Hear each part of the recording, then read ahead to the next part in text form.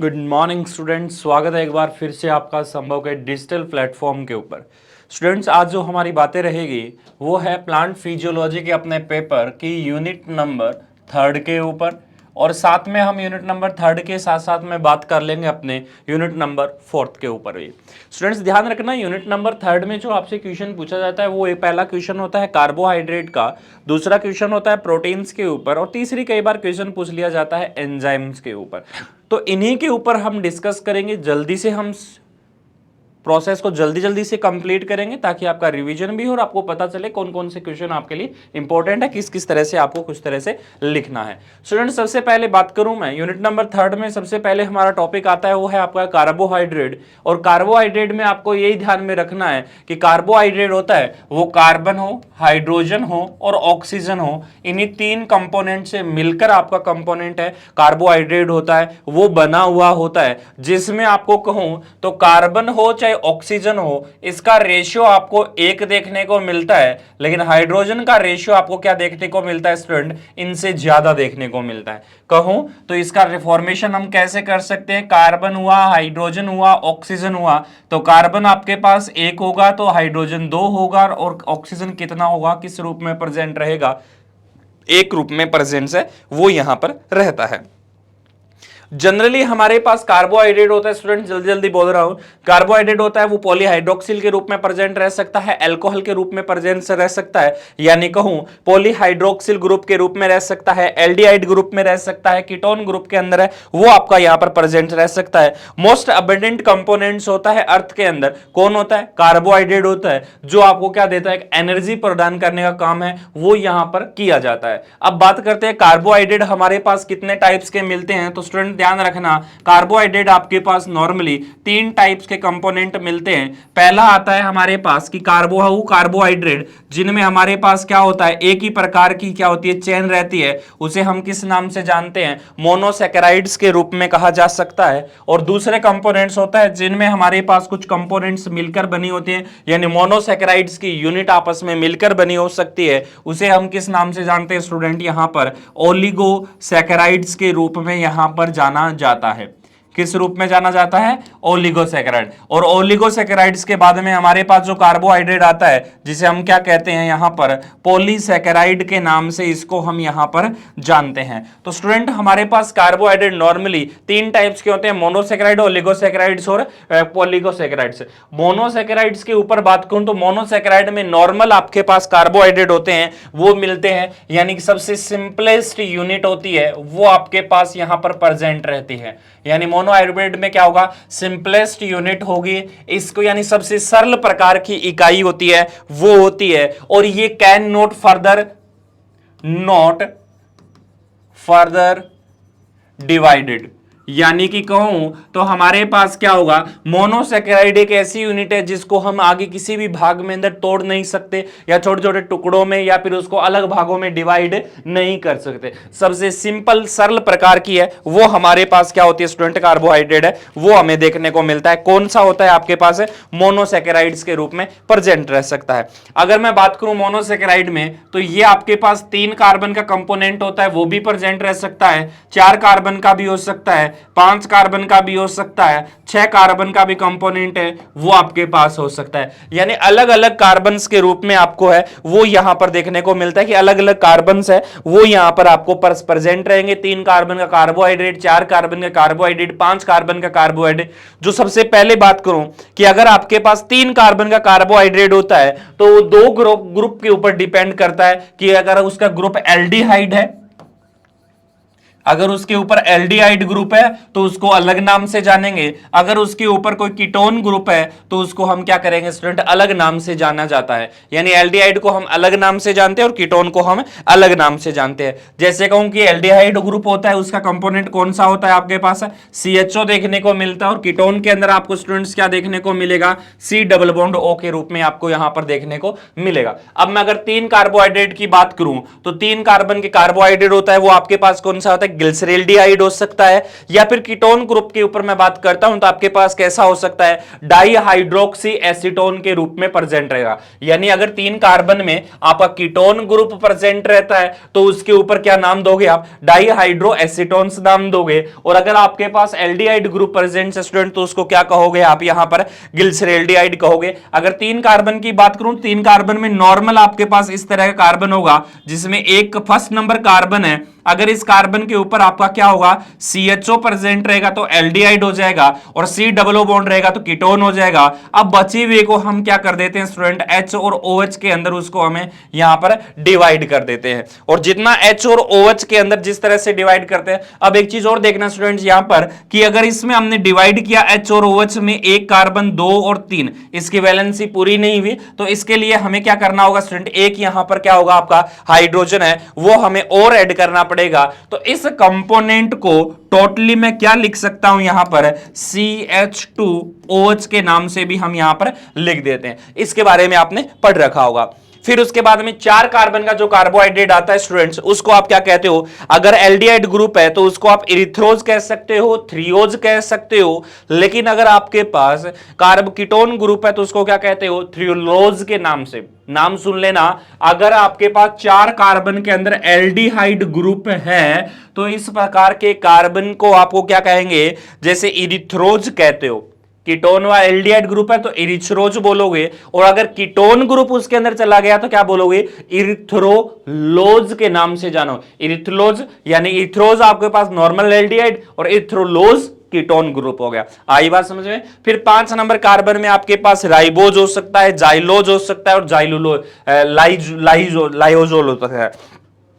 अब ढूंढना कि राइबोज अगर है तो वो एल्डिहाइड ग्रुप है, अगर राइबोलोज है तो उसमें कीटोन ग्रुप है, अगर राइबोज के साथ साथ आपके पास जाइलोज है तो आपके पास एल्डिहाइड है, और जाइलोलोज है तो आपके पास कौन सा ग्रुप है, कीटोन ग्रुप है। इसके नाम से आपको अंतर पता चल रहा होगा। फिर उसके बाद में 6 कार्बन का कंपोनेंट आपके पास मेन होता है स्टूडेंट, इंपॉर्टेंट होता है, वो आपके पास क्या कहलाता है, ग्लूकोज हो सकता है, ग्लूकोज हो सकता है, गैलेक्टोज हो सकता है, मेनोज हो सकता है। तो ये ग्लूकोज, गैलेक्टोज और मेनोज आपका एल्डिहाइड ग्रुप है। और अगर ग्लूकोज को आप गैलेक्टोज में बदल देते हो, या सॉरी फ्रक्टोज में बदल देते हो, तो वो कंपोनेंट आपका कौन सा चला जाता है, एल्डिहाइड ग्रुप के अंदर, सॉरी कीटोन ग्रुप के अंदर आपका चला जाता है। तो कीटोन ग्रुप के अंदर आपके पास कौन सा कंपोनेंट होगा स्टूडेंट्स, यहां पर आपको फ्रक्टोज देखने को मिलेगा, और जो एल्डिहाइड ग्रुप होगा उसमें आपको क्या देखने को मिलेगा, ग्लूकोज और मेनोज के रूप में यहां पर देखने को मिलता है। और हर कार्बन के अंदर यानी हर कंपोनेंट के अंदर, चाहे 3 कार्बन का हो, चाहे 4 का हो, चाहे 5 का हो, 6 का हो, इस सभी के अंदर आपको क्या देखने को मिलता है स्टूडेंट, एक किरेल कार्बन होता है, वो आपको कंपोनेंट देखने को मिलेगा। यानी किरेल कार्बन के बारे में आप अवश्य जानते होंगे, किरेल कार्बन का मतलब वही कंपोनेंट जिसकी चारों वैलेंसी अलग अलग कार्बन से क्या हुई हो, आपकी कंप्लीट हुई हो, तो वो किरेल कार्बन आपके पास रहेगा। और जब अगर किरेल कार्बन होगा इसका मतलब वो उसके ऑप्टिकली एक्टिव होता है, यानी इसका मतलब कि अगर उसका मिरर इमेज बनाते हो तो वो आपको मिरर इमेज वहां पर क्या होता है स्टूडेंट, देखने को मिलती है। जिसमें किरेल कार्बन जितने होंगे उतने ही वहां पर क्या होगी स्टूडेंट्स, मिरर इमेज बनेगी। अगर मिरर इमेज नहीं बने तो आपको सिर्फ इतना ध्यान रखना है, उसका फॉर्मूला 2 की पावर n। n का मतलब किरेल कार्बन है। अगर n एक किरेल कार्बन है तो 1 लगाओगे तो उसकी स्टीरियो आइसोमर स्ट्रक्चर कितनी बन जाएगी, 2 बन जाएगी। अगर किरेल कार्बन आपके पास 2 है तो n की जगह 2 लिखोगे तो 4 हो जाएगा, और स्टीरियो आइसोमर की स्ट्रक्चर कितने बन जाएगी, 4 बन जाएगी। यानी मिरर इमेज है वो आपके पास कैसी देखने को मिलती है स्टूडेंट, 4 इमेज होती है वो यहां पर देखने को मिलती है। तो जितने किरेल कार्बन उतने हमारे पास क्या बनेंगे, स्टीरियो आइसोमर स्ट्रक्चर्स या फिर ऑप्टिकली एक्टिव स्ट्रक्चर्स है, वो हमें यहां पर देखने को मिलती है। उसके बाद स्टूडेंट्स आपको ध्यान में रखना है कि हमारे पास क्या होता है, रिंग स्ट्रक्चर बनती है। जैसे रिंग स्ट्रक्चर बनेगी तो आपके पास अगर रिंग स्ट्रक्चर की बात करूं तो 6 कार्बन के रूप में इस तरह की रिंग स्ट्रक्चर बन सकती है, जहां पर एक ऑक्सीजन यहां पर प्रेजेंट हो सकता है, पहला कार्बन, दूसरा कार्बन, तीसरा कार्बन, चौथा कार्बन, 5वां कार्बन, और इसके ऊपर 6 कार्बन। यानी एक ऐसी रिंग भी आपको देखने को मिल सकती है। तो ध्यान रखना ऐसी चीजें हैं उनके बारे में आपको जरूर देखना है कि कैसे रिंग स्ट्रक्चर बनती है, किस तरह की रिंग स्ट्रक्चर होगी। अब बात करता हूं मैं मोनोसैकेराइड के बाद में स्टूडेंट, आगे बात करूंगा मैं ओलिगोसैकेराइड्स के ऊपर, जिसमें हमारे हमारे पास क्या देखने को मिलता है, दो या दो से अधिक यूनिट होती है, वो आपस में जुड़ने के बाद में हमारे पास किसका फॉर्मेशन करती है, आपका ओलिगोसैकेराइड्स का फॉर्मेशन करती है। जैसे अगर मैं बात करूं कि मोनोसैकेराइड यूनिट थी, तो मोनोसैकेराइड में हम कह सकते थे कि ग्लूकोज के मान के चलिए दो मॉलिक्यूल है, तो दोनों मॉलिक्यूल आपस में एक दूसरे के साथ जुड़े। अब उनके दोनों के बीच में जैसे कहूं कि ओलिगोसैकेराइड में क्या कहेगा कि ओलिगो जो सैकेराइड होती है वो किसके द्वारा मिलकर बनी होती है, तो मोनोसैकेराइड की अलग अलग यूनिट होती है, यानी मोनोसैकेराइड की 2 से लेकर लगभग 10 यूनिट होती है, वो वहां पर प्रेजेंट रहती है और वो किसका निर्माण करती है स्टूडेंट, ओलिगोसैकेराइड का निर्माण करती है। जैसे मैं बात करूं कि ग्लूकोज और क्या हो सकता है, आपके पास ग्लूकोज का अंदर बॉन्ड बन सकता है, या फिर मैं बात करूं कि ग्लूकोज हो सकता है, दूसरी तरफ आपके पास फ्रक्टोज है, उसके स्ट्रक्चर बन सकती है, एक तरफ आपके पास फ्रक्टोज हो सकती है, मोनोसैकेराइड की कोई सी भी यूनिट हो सकती है, दूसरी आपके पास इस तरफ मान लीजिए आपके पास हो सकती है यहां पर एरिथ्रोज हो सकती है, और इसके साथ साथ आपके पास अलग अलग यूनिट है, वो अलग अलग मिलकर किसका निर्माण करते हैं स्टूडेंट, ओलिगोसैकेराइड्स का निर्माण है वो यहां पर देखने को मिलेगा।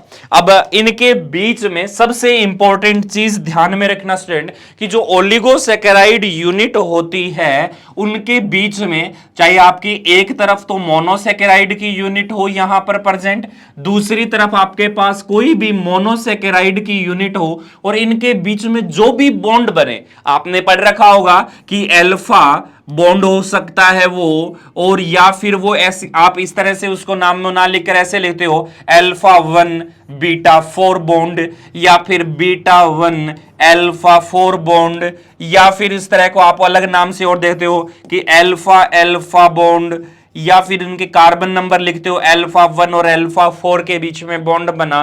तो ये जितना भी बॉन्ड की स्ट्रक्चर का आपने नाम लिखा है स्टूडेंट ध्यान रखना, ये बॉन्ड आपके पास किस नाम से जाना जाता है, ग्लाइकोसिडिक बॉन्ड कहलाता है।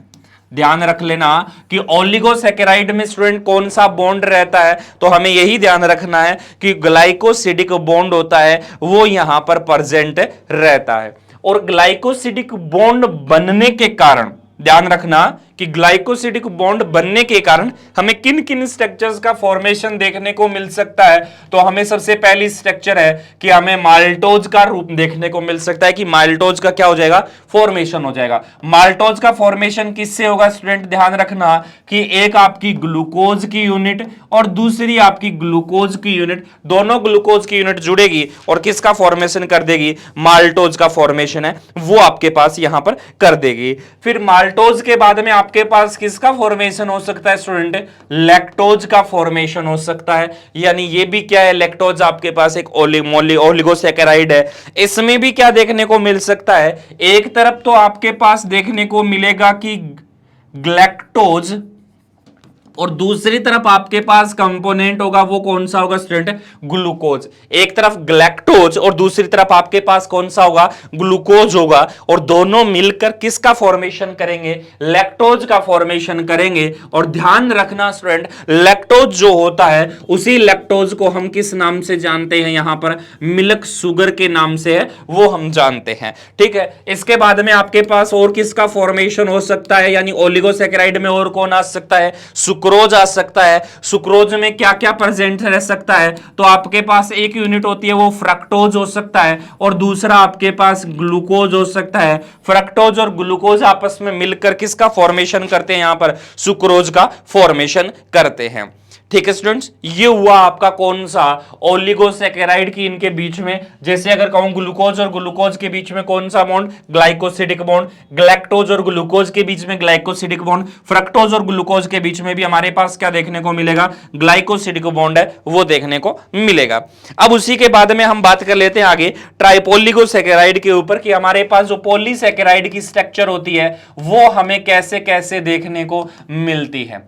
पॉलीसैकेराइड में ध्यान रखना स्टूडेंट्स कि हमारे पास क्या होगा कि अलग अलग प्रकार की जो ओलिगोसैकेराइड स्ट्रक्चर होती है जो ओलिगोसैकेराइड की स्ट्रक्चर होती है वो ओलिगोसैकेराइड की स्ट्रक्चर आपस में जुड़कर किसका निर्माण करेगी, पॉलीसैकेराइड का फॉर्मेशन है वो करेगी। या फिर आप ऐसे समझ सकते हो कि हमारे पास जो अलग अलग टाइप्स की मोनोसैकेराइड यूनिट होती है, कौन सी, मोनोसैकेराइड यूनिट है, ये मोनोसैकेराइड की 10 से ज्यादा यूनिट, 10 तक तो किस में आ जाएगी, ओलिगोसैकेराइड में, 10 से ज्यादा यूनिट जुड़ जाती है तो वो कैसी स्ट्रक्चर बना लेता है, आपके पास पॉलीसैकेराइड का फॉर्मेशन है वो कर लेता है। और अगर ये 10 की 10 स्ट्रक्चर आपकी क्या होती है, सेम हो सकती है, या फिर ये 10 की 10 स्ट्रक्चर आपके पास कैसी हो सकती है, डिफरेंट टाइप की हो सकती है। अगर सेम होती है तो इसे हम क्या कहते हैं स्टूडेंट, ध्यान में रखना, इस प्रकार की यूनिट को हम कहते हैं होमो पॉलीसैकेराइड के नाम से जाना जाता है। अगर सेम यूनिट होती है तो होमोपॉलीसैकेराइड कहा जाता है, डिफरेंट होती है तो उस प्रकार की यूनिट को हम क्या कहते हैं, हिटेरो पॉलीसैकेराइड है वो हम इसको कह सकते हैं। तो आपको इतना ही ध्यान रखना है, होमोपॉलीसैकेराइड क्या होता है स्टूडेंट्स, तो होमोपॉलीसैकेराइड वह यूनिट्स होती है जिसमें सेम सारी की सारी एक जैसी, जैसे ग्लूकोज ग्लूकोज ग्लूकोज यूनिट से द्वारा मिलकर बनी हुई हो सकती है। ग्लूकोज फ्रक्टोज होगी तो वो कैसी हो जाएगी, हिटेरोसैकेराइड्स के रूप में होती है। और हमेशा ही जो पॉलीसैकेराइड होता है, ध्यान रखना, ये दो प्रकार की हो सकती है, एक तो एनर्जी के रूप में काम आ सकती है और एक और क्या कर सकती है, स्ट्रक्चर का फॉर्मेशन कर सकती है। होमोपॉलीसैकेराइड है वो भी एनर्जी के रूप में काम आता है और स्ट्रक्चर का फॉर्मेशन करता है, और जो हिटेरोसैकेराइड है वो भी कैसा होता है, एनर्जी के रूप में काम आती है और किसका फॉर्मेशन करता है स्टूडेंट, स्ट्रक्चर का फॉर्मेशन करने का काम है वो यहां पर करता है। तो ये सारी बातें आपको किस में ध्यान में रखनी है स्टूडेंट, यहां पर ध्यान में रखना, कार्बोहाइड्रेट के रूप में हमें ये ध्यान में रखने की कार्बोहाइड्रेट में कुछ इस तरह की स्ट्रक्चर्स होती है वो हमें देखने को मिलती है। ठीक है, अब बात कर लेता हूं आगे में कि हमारे पास दूसरा टॉपिक आता है आपका प्रोटीन्स का, कि प्रोटीन्स है वो हमारे पास किस तरह की स्ट्रक्चर्स के रूप में बनती है, कैसी स्ट्रक्चर्स होती है वो हमारे पास देखने को मिलता है। तो ध्यान रखना, प्रोटीन के बारे में भी आपको कुछ ही बातें ध्यान में रखनी है कि प्रोटीन हमेशा ही किसके द्वारा मिलकर बना होता है, तो ध्यान रखना चार्ज्ड एमिनो एसिड होता है वो क्या फॉर्मेशन करता है, आपका प्रोटीन का फॉर्मेशन करता है। प्रोटीन हमेशा ही कहां बनता है स्टूडेंट, साइटोप्लाज्म के अंदर बनता है, और साइटोप्लाज्म में बनाने का काम कौन करता है स्टूडेंट, आपको ध्यान में रखना होगा कि वो क्या करता है, राइबोसोम्स होता है वो इसको बनाने का काम करता है। आगे बात करते हैं तो डिफरेंट टाइप के एमिनो एसिड है वो प्रोटीन का निर्माण करते हैं। प्रोटीन में सबसे पहली बात आती है कि इसकी प्रोटीन की प्राइमरी स्ट्रक्चर कैसे बनती है, इसकी प्राइमरी स्ट्रक्चर कैसी होती है, इसकी सेकेंडरी स्ट्रक्चर है वो हमारे पास कैसी देखने को मिलती है, इसकी टर्सरी स्ट्रक्चर है वो कैसी होती है, और इसकी क्वाटरनरी स्ट्रक्चर है या 4 डिग्री स्ट्रक्चर होती है वो कैसे बनती है। यानी primary 1 degree, 2 degree, tertiary 3 degree और क्वाटरनरी आपके पास कैसी हो जाएगी 4 डिग्री प्रोटीन। इन्हीं के ऊपर ज्यादा फोकस रखना है कि प्राइमरी प्रोटीन कौन सी है, सेकेंडरी प्रोटीन कौन सी है, क्वाटरनरी प्रोटीन कौन सी है, कौन किस तरह की स्ट्रक्चर्स है वो यहां पर बनती है। अब ध्यान रखना स्टूडेंट हमेशा ही कि जब दो प्रोटीन्स का फॉर्मेशन होगा तो एमिनो एसिड के बीच में, सीधी बात कर लेता हूं, एमिनो एसिड के मध्य क्या बनता है आपका स्टूडेंट, ध्यान रखना, पेप्टाइड बॉन्ड का फॉर्मेशन होता है। क्या होता है, पेप्टाइड बॉन्ड का निर्माण होता है। और पेप्टाइड बॉन्ड का निर्माण होता है तो ध्यान में रखने वाली बात है कि यहां से H2 मॉलिक्यूल होता है वो हमेशा ही क्या होता है स्टूडेंट, आपका फ्री होता है। जैसे अगर एग्जांपल्स के रूप में बात करूं तो ये हमारे पास कोई एक एमिनो एसिड है, इसका कार्बोक्सिलिक ग्रुप, इसका हमारे पास एमिनो ग्रुप, यहां पर मान के चलिए R ग्रुप में लिख देता हूं और यहां पर मैंने लिख दिया H। सबसे सिंपल यूनिट ले ली मैंने किसकी, यहां पर एमिनो एसिड्स की। उसी तरह से एक सिंपल यूनिट ले लेता हूं और का इसकी, यहां R ग्रुप चला गया, यहां H, और ये रहा कार्बोक्सिलिक ग्रुप। एक और सिंपल यूनिट ले लेता हूं ताकि आपको अच्छे से समझ में आ जाए कि कार्बोक्सिलिक ग्रुप है वो कहां पर है और कौन सा किस तरह से है। ये बीच वाला आप भी देख सकते हो क्या कहलाता है, आपका किरेल कार्बन के नाम से है वो जाना जाता है। अब 3 अमीनो एसिड्स है वो आपस में जुड़ेंगे और जुड़कर किसका निर्माण करेंगे, प्रोटीन का। तो ध्यान रखना हमेशा ही यहां से OH मॉलिक्यूल और यहां से एक H मॉलिक्यूल निकलेगा और किसका फॉर्मेशन करेगा, वाटर मॉलिक्यूल का फॉर्मेशन करेगा, वाटर यहां से निकलेगा। और जब वाटर यहां से निकलेगा तो स्टूडेंट ध्यान में रखना, इस स्ट्रक्चर को थोड़ा सा मैं एकदम अच्छे से बना देता हूं कि आपका एक तो डबल बॉन्ड के साथ ऑक्सीजन, यहां पर OH लिख देता हूं, यहां पर N लिख दिया, एक तरफ आपका H और यहां पर दूसरी तरफ भी क्या लिख दिया, H लिख दिया। ऐसे स्ट्रक्चर बन गई। और यहां से स्ट्रक्चर से क्या होगा स्टूडेंट, ये वाटर का मॉलिक्यूल निकल गया और निकलने के बाद ये जो स्ट्रक्चर बनी है वो किसकी बनी है स्टूडेंट, आपकी पेप्टाइड बॉन्ड का फॉर्मेशन है वो हुआ है। ये चीजें आपने अच्छे से पढ़ रखी होगी। यहां से एक वाटर निकलेगा, दूसरा वाटर का मॉलिक्यूल यहां से निकलेगा और इन दोनों के बीच में आपके पास क्या देखने को मिलेगा स्टूडेंट, यहां पर पेप्टाइड बॉन्ड का फॉर्मेशन यानी पेप्टाइड बॉन्ड है वो आपको यहां पर देखने को मिलेगा। और दो पेप्टाइड बॉन्ड हमेशा ही आप दिखाऊं, 3 एमिनो एसिड के बीच में कितने पेप्टाइड बॉन्ड बनते हैं, 2 पेप्टाइड बॉन्ड का फॉर्मेशन होता है और 2 ही वाटर के मॉलिक्यूल है वो हमारे पास निकलते हैं। लेकिन एक चीज और ध्यान रखना, अगर प्रोटीन्स हैं वो आपके पास लीनियर स्ट्रक्चर में है, यही लिख देता हूं कि अगर प्रोटीन आपके पास कैसी है, लीनियर स्ट्रक्चर के रूप में है, तो जितने 3 अगर एमिनो एसिड की मैं बात करूंगा तो कितने बॉन्ड, 2 वाटर के मॉलिक्यूल फ्री होंगे और 2 ही आपके पास कैसा बनेगा, पेप्टाइड बॉन्ड का फॉर्मेशन होगा। और अगर मैं यहां कहूं सर्कुलर प्रोटीन है और सर्कुलर प्रोटीन अगर बनेगी तो ध्यान रखना स्टूडेंट, 3 एमिनो एसिड के बीच में 3 ही क्या निकलेगा, वाटर के मॉलिक्यूल निकलेंगे और 3 ही क्या बनेगा, पेप्टाइड बॉन्ड का फॉर्मेशन है वो यहां पर होगा। ये चीजें आपको जरूर ध्यान में रखनी है। और जो ये स्ट्रक्चर बनी है स्टूडेंट, ये स्ट्रक्चर ही आपके पास क्या कहलाती है, यहां पर प्राइमरी प्रोटीन के नाम से जानी जाती है। ये स्ट्रक्चर किसकी हो गई, प्राइमरी प्रोटीन्स के रूप में आपने देखा है। अब प्राइमरी प्रोटीन के बाद में मैं सेकेंडरी प्रोटीन की बात करता हूं। तो प्राइमरी प्रोटीन में स्टूडेंट ध्यान रखना, हाइड्रोजन बॉन्ड हुआ और हाइड्रोजन बॉन्ड होने के कारण प्रोटीन ने क्या कर लिया, एक ऐसी स्ट्रक्चर्स का फॉर्मेशन कर लिया। यानी कि आपके पास पहले एक लीनियर प्रोटीन थी, अब लीनियर प्रोटीन से वो क्या करती है, फोल्डिंग करती है, जिसमें क्या प्रेजेंट रहता है, आपका हाइड्रोजन बॉन्डिंग होती है। और हाइड्रोजन बॉन्डिंग होने के कारण ये किसकी फॉर्मेशन कर लेती है, 2 डिग्री प्रोटीन्स का फॉर्मेशन है वो यहां पर कर लेती है। तो 2 डिग्री प्रोटीन्स है वो यहां पर बनेगी और जैसे ही 2 डिग्री प्रोटीन्स का फॉर्मेशन यहां पर होता है तो वो किसकी स्ट्रक्चर बन जाती है, या फिर कहूं हाइड्रोजन बॉन्ड का फॉर्मेशन होता है तो वो क्या हो जाती है, 2 डिग्री प्रोटीन का फॉर्मेशन कर लेते हैं। अब स्टूडेंट्स ध्यान में ये बात रखनी है आपको कि जो ये 2 डिग्री या फिर सेकेंडरी स्ट्रक्चर्स होती है वो कितने टाइप्स की देखने को मिल सकती है। तो ध्यान में रखना, वो आपको अल्फा हेलिक्स के रूप में देखने को मिल सकती है, बीटा सीट के रूप में देखने को मिल सकती है, बीटा टर्न के रूप में देखने को मिल सकती है, और उसके साथ साथ आपके पास हेयर पिन लाइक स्ट्रक्चर्स का फॉर्मेशन है वो यहां पर देखने को मिल सकता है। यानी सेकेंडरी प्रोटीन आपके पास अलग अलग प्रकार की है, प्रोटीन्स होती है वो यहां पर देखने को मिलती है। ये प्रोटीन जो बनती है वो अल्फा हेलिक्स बनती है। और ध्यान में रखना एक चीज और कि इसका फर्स्ट एमिनो एसिड्स, यहीं पे बात कर लेता हूं कि अगर इनके बीच में हाइड्रोजन बॉन्ड बनता है, ध्यान रखना, और हाइड्रोजन बॉन्डिंग अगर इनके बीच में कहीं पर भी होती है तो हाइड्रोजन बॉन्डिंग हमेशा ही N से N+4 के बीच में क्या होगी स्टूडेंट, हाइड्रोजन बॉन्डिंग होगी। कहने का मतलब कि ये आपका कौन सा रहेगा, फर्स्ट एमिनो एसिड था उसके बीच में, और ये कौन सा हो जाएगा, 5th नंबर एमिनो एसिड के बीच में आपके पास क्या देखने को मिलेगा, हाइड्रोजन बॉन्डिंग देखने को मिलेगा। और हाइड्रोजन बॉन्डिंग देखने से ये किसकी स्ट्रक्चर बन जाएगी, अल्फा हेलिक्स की स्ट्रक्चर का फॉर्मेशन है वो स्टूडेंट यहां पर हो जाएगा।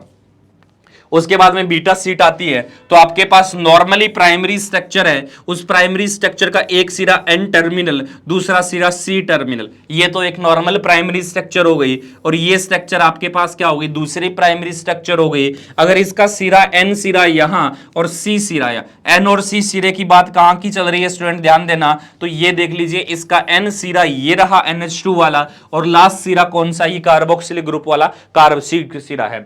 ठीक है, तो आपको यहां पे ध्यान देना है कि एक सिरा, दोनों अगर दोनों प्राइमरी स्ट्रक्चर के n सिरे और दोनों प्राइमरी स्ट्रक्चर का c सिरा एक दूसरे के जब सामने आ जाता है तो एक दूसरे से क्या हो गया, एंटी पैरेलल नया कह के इसको क्या कहेंगे, पैरेलल सिरा बन गया। और ये जो स्ट्रक्चर होती है वो कैसे कहलाती है, आपकी बीटा सीट के नाम से जानी जाती है। ध्यान रखना किस सीट के नाम से जानी जाएगी, बीटा सीट के नाम से ये स्ट्रक्चर है वो जानी जाएगी। बीटा सीट कहेंगे नॉर्मली, ठीक है। अगर इसी के अंदर एक प्राइमरी स्ट्रक्चर और दूसरी प्राइमरी स्ट्रक्चर का एक सिरा n, दूसरा सिरा c, दूसरा का n, तीसरा सिरा c, इस तरह से स्ट्रक्चर बन जाती है, एक दूसरे से सिरे एक दूसरे के अपोजिट आ जाते हैं, तो इस प्रकार की सीट को हम क्या कहते हैं, यहां पर एंटी पैरेलल बीटा सीट कहते हैं। और ऊपर वाली बीटा सीट कौन सी थी आपके पास, यहां पर पैरेलल बीटा सीट्स का फॉर्मेशन हुआ।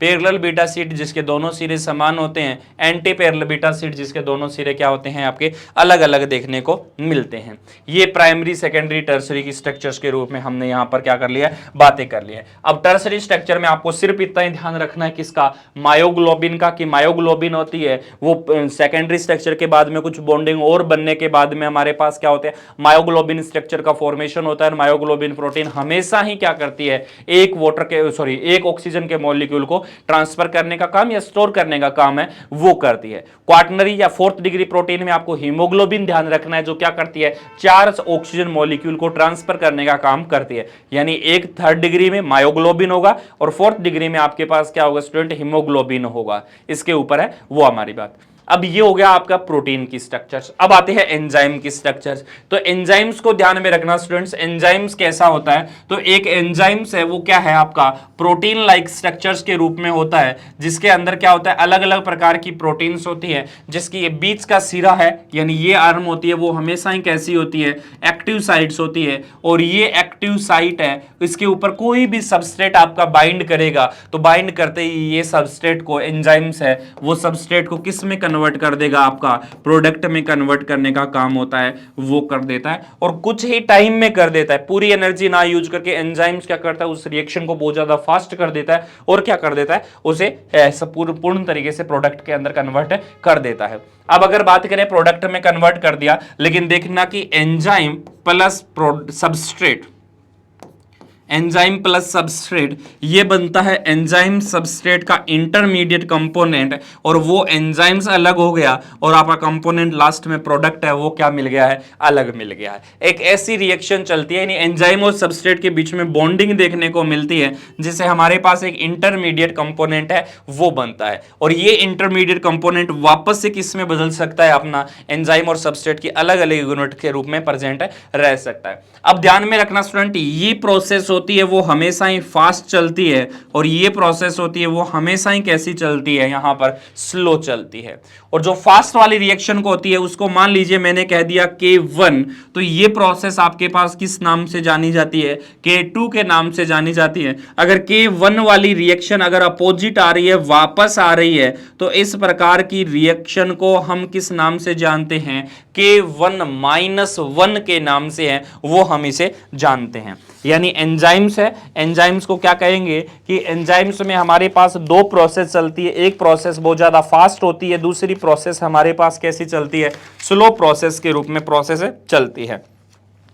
जो फास्ट चलती है, वो जो फास्ट प्रोसेस होती है उसको हम K1 कहते हैं, और जो स्लो प्रोसेस होती है उसको हम क्या कहते हैं, यहां पर K2 के नाम से है वो हम जानते हैं। और जो K1 और K2 होता है वो हमेशा ही क्या कहलाता है, K1 फास्ट और K2 स्लो कहलाता है। K1 अगर वापस आता है तो K-1 ये प्रोसेस हो जाती है। और ध्यान रखना, जब ये इंटरमीडिएट कंपोनेंट बनता है तो इंटरमीडिएट कंपोनेंट में क्या होता है, आपका हाइड्रोजन बॉन्ड बनता है, जिससे वो कंपोनेंट उससे क्या होता है, जुड़ा हुआ रहता है। और साथ साथ में हाइड्रोजन बॉन्ड भी हो सकता है, या फिर मैं कहूं कि हाइड्रोजन बॉन्ड नहीं बने तो आयनिक बॉन्ड भी हो सकता है। और अगर आयनिक बॉन्ड भी ना मिले तो कौन सा होता है, वांडरवाल बॉन्ड होता है, वो यहां पर प्रेजेंट रह सकता है। अगर वांडरवाल भी नहीं होता है तो हाइड्रोफोबिक बॉन्ड होता है, वो यहां पर प्रेजेंट रह सकता है। यानी अलग अलग टाइप के बॉन्ड होते हैं वो यहां पर प्रेजेंट रह सकते हैं। और साथ साथ में इसकी आपको ध्यान में रखना है कि जो एंजाइम्स होता है उसकी दो थ्योरी थी, कौन कौन सी, एक तो की एंड लॉक थ्योरी थी, जो क्या होता है एकदम फिट स्ट्रक्चर्स के रूप में यहां पर प्रेजेंट रहता है, एकदम फिट। वहां पर क्या हो जाता है, जैसे आपके पास मान के चलिए ये कोई एंजाइम्स था इस तरह का, ठीक है,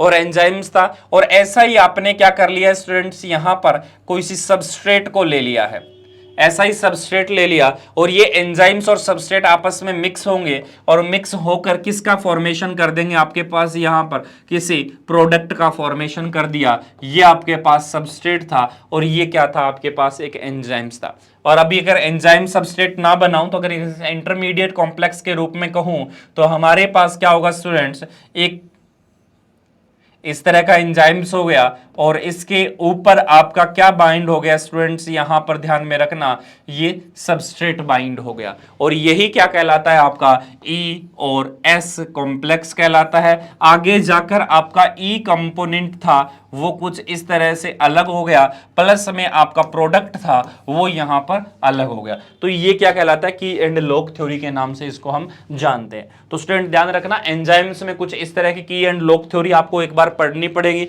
या सब्सटेंस फिक्स थ्योरी है वो आपको एक बार यहां पर क्या है स्टूडेंट पढ़नी पड़ेगी। तो हमने आज इस लेक्चर में अपने यूनिट नंबर 3 के अंदर कार्बोहाइड्रेट, प्रोटीन्स और एंजाइम्स के ऊपर कुछ बातें वो हमने डिस्कशन की है। अब आगे हम चलते हैं यूनिट नंबर 4 पे, आपसे बात करेंगे। यूनिट नंबर 4 में हम देखेंगे कि यूनिट नंबर 4 में ऑक्सिन हार्मोन कैसा है, जिब्रेलिन, साइटोकाइनिन किस तरह के काम करते हैं, उन्हीं के ऊपर हमारी बात रहेगी। चलते हैं, मिलते हैं नेक्स्ट लेक्चर में। Thank you.